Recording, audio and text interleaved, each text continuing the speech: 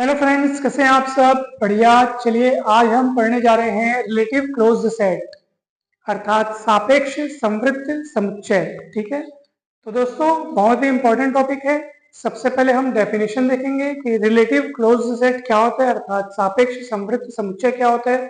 फिर उस पर आधारित एक थ्योरम समझेंगे। थ्योरम को हमने पूरा प्रूफ यहाँ पे लिखा हुआ है, बहुत ही सरल शब्द में, बहुत ही अच्छे से आप इसको आसानी से समझ में आपको आ जाएगा दोस्तों। तो इस वीडियो को आप शुरू से लेकर लास्ट तक जरूर देखिएगा। बहुत ही हेल्पफुल ये टॉपिक है, बहुत ही हेल्पफुल ये वीडियो है दोस्तों।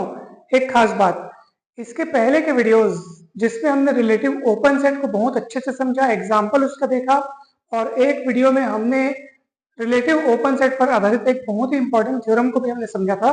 तो अगर आपने वो दोनों वीडियोस नहीं देखे हैं तो जरूर जाइए, इस वीडियो के डिस्क्रिप्शन बॉक्स में आपको उन वीडियोस के लिंक मिल जाएंगे। आप पहले उन वीडियोस को जरूर देखिए, क्योंकि आज जो थ्योरम हम पढ़ने जा रहे हैं उस थ्योरम में हम पिछले कंसेप्ट का, जब हम रिलेटिव ओपन सेट पढ़ रहे थे तो उसका जो थ्योरम था उस कंसेप्ट का यहाँ बहुत ज्यादा इस्तेमाल होने वाला है। तो इसलिए आप अगर वो प्रमेय नहीं पढ़े हैं, अगर उस थ्योरम को आपने अगर नहीं देखा है तो जरूर जाइए, जरूर देखिए। और उसके पहले के भी टॉपिक्स, उन सभी के लिंक आपको डिस्क्रिप्शन बॉक्स में दिए गए हैं, जरूर देखिएगा दोस्तों, आपको बहुत अच्छे से पूरा कंसेप्ट क्लियर हो जाएगा।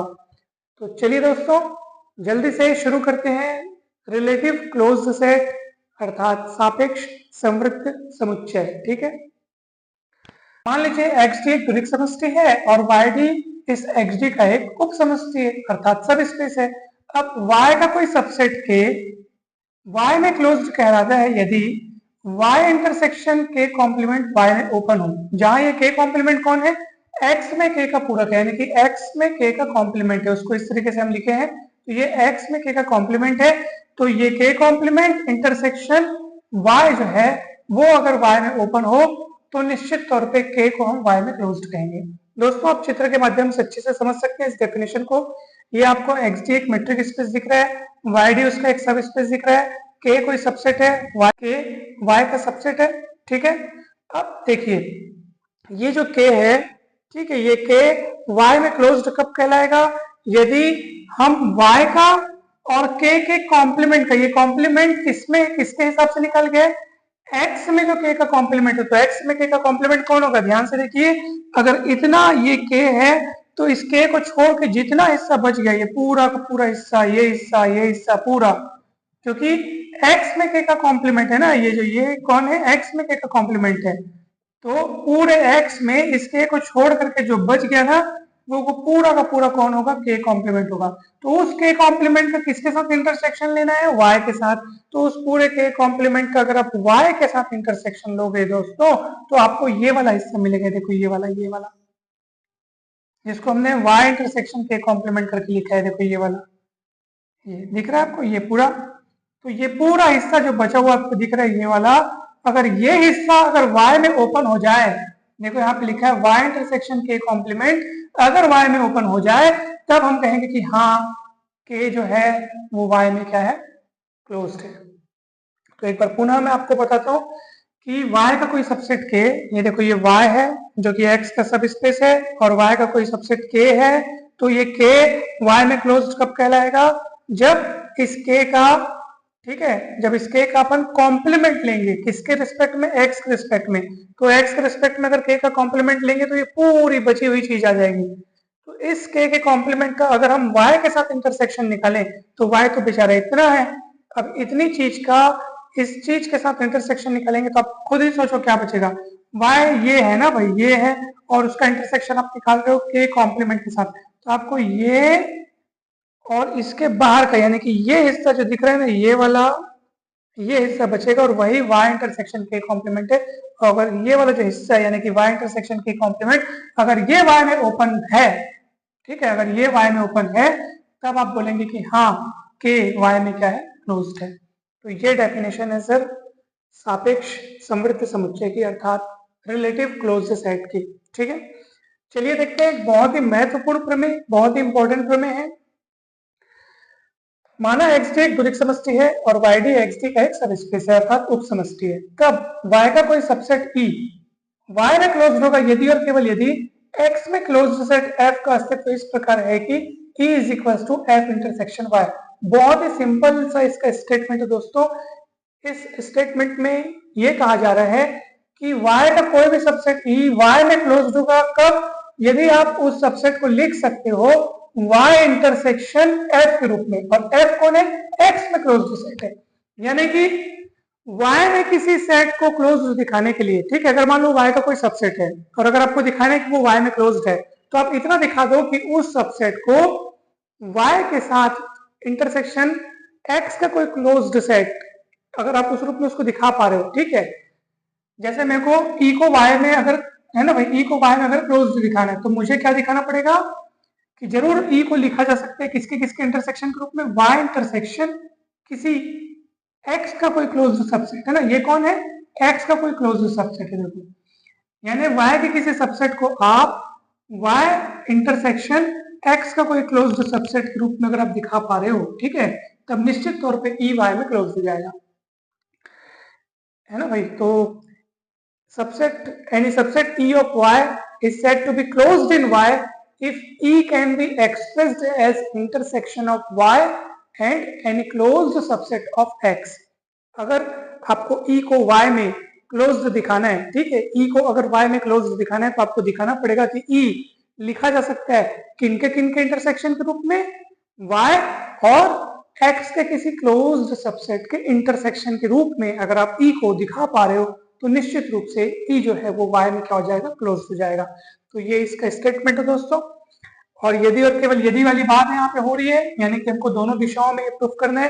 पहले हम मान के चलेंगे कि E Y में क्लोज्ड है, E Y में क्लोज्ड है मतलब Y माइनस E Y में ओपन होगा। अब Y माइनस E Y में ओपन है तो याद कीजिए रिलेटिव ओपन सेट का वो थ्योरम, ठीक है, जिसमें हमने पढ़ा था कि अगर कोई सेट Y में ओपन है तो निश्चित तौर पे X में कोई ओपन सेट G का अस्तित्व इस प्रकार होगा कि आप इसको लिख सकते हो G इंटरसेक्शन Y के रूप में। ठीक, वो जैसे क्लोज्ड सेट के लिए बात है ना, वैसी अब अपन ओपन सेट के लिए वो बात सिद्ध कर चुके हैं ना, इसलिए अपन उसका यहाँ पे इस्तेमाल कर रहे हैं।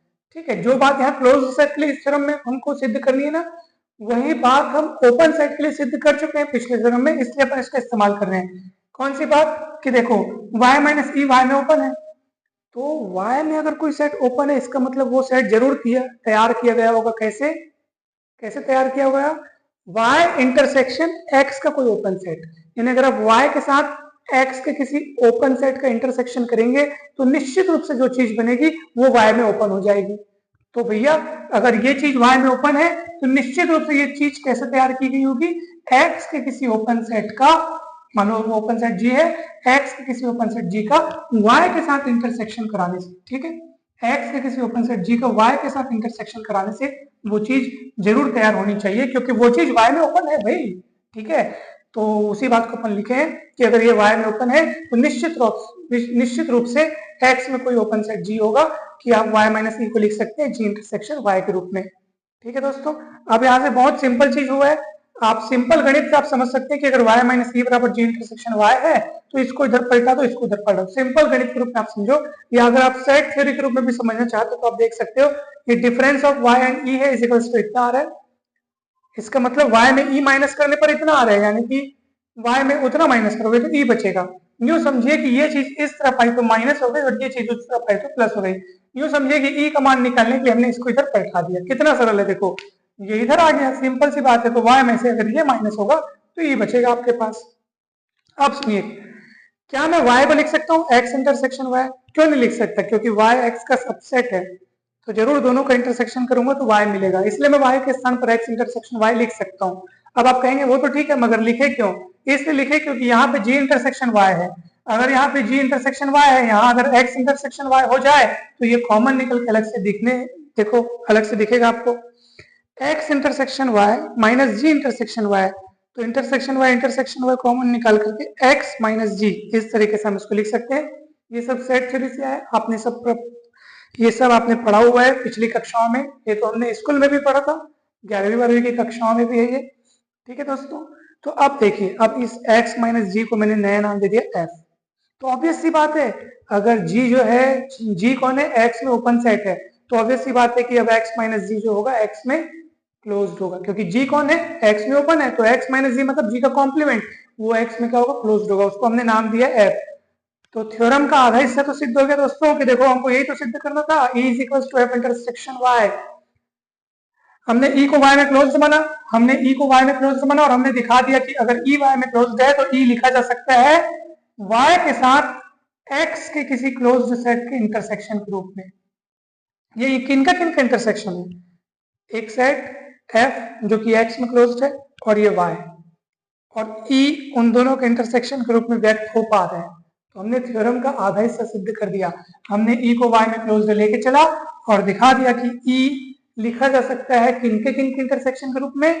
Y और X के किसी क्लोज्ड सेट के इंटरसेक्शन के रूप में लिखा जा सकता है।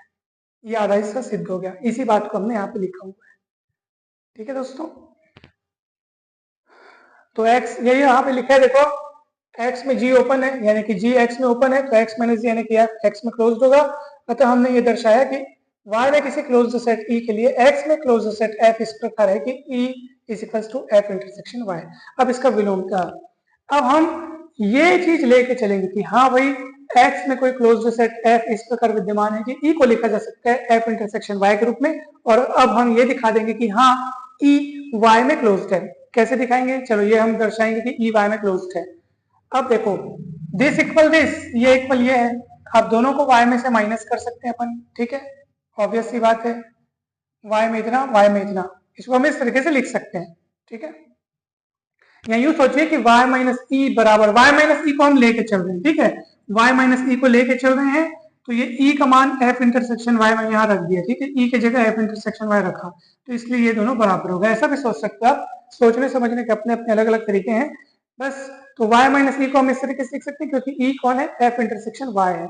अब देखो फिर से वही वाली बात, y को मैं लिख सकता हूँ x इंटरसेक्शन y के रूप में। क्यों नहीं लिख सकता? क्योंकि y x का सबसेट है, तो x इंटरसेक्शन y अगर मैं करूंगा तो मुझे y मिलेगा। अगर कोई एक सेट दूसरे सेट का सबसेट हो तो निश्चित तौर पे दोनों का इंटरसेक्शन वो सबसेट यानी कि छोटा वाला वो होता है। ठीक है, तो वही यहाँ पे हुआ है दोस्तों। अब सुनिए फिर से, देखो x intersection y minus f intersection y, तो इंटरसेक्शन y कॉमन निकल गया और x माइनस f आ गया यहाँ पे। देखो आप, अब फिर से देखो f x माइनस f है ना भाई। अब देखो f x में क्लोज्ड है, f अगर x में क्लोज्ड है तो x माइनस f क्या होगा? x में ओपन होगा, यानी कि x एक ओपन सेट है और इंटरसेक्शन y है। तो x में कोई ओपन सेट को अगर आप y के साथ इंटरसेक्शन करते हैं तो जो चीज बनती है वो y में ओपन होती है। ये कल का थ्योरम हमने पढ़ा था। अगर x के किसी ओपन सेट को आप y के साथ इंटरसेक्शन करते हैं जहां y x का सब स्पेस है, तो ऐसी स्थिति में जो चीज बनती है वो y में ओपन होती है। इसका मतलब y माइनस ई y में ओपन है, और y माइनस ई y में ओपन है, इसका मतलब ई y में क्लोज्ड है, क्योंकि वास्तव में ये y में e का कॉम्प्लीमेंट है। तो अगर ये y माइनस ई y में ओपन है तो निश्चित रूप से ई y में क्या होगा? क्लोज्ड होगा। तो दोस्तों ये भी, इसका जो दूसरा हिस्सा है वो भी सिद्ध हो गया। तो इस तरह से थ्योरम बहुत ही आसान है दोस्तों। अगर आपको थ्योरम अच्छा लगा, समझ में आया, तो वीडियो को जरूर लाइक करें, चैनल को सब्सक्राइब एवं वीडियो को शेयर करें। आप सभी का बहुत बहुत धन्यवाद। अगर आप हमारे बीएससी के व्हाट्सएप ग्रुप से जुड़ना चाहते हैं तो डिस्क्रिप्शन बॉक्स में हमारा व्हाट्सएप नंबर दिया हुआ है, वहां से कांटेक्ट करके आप व्हाट्सएप ग्रुप में जुड़ सकते हैं।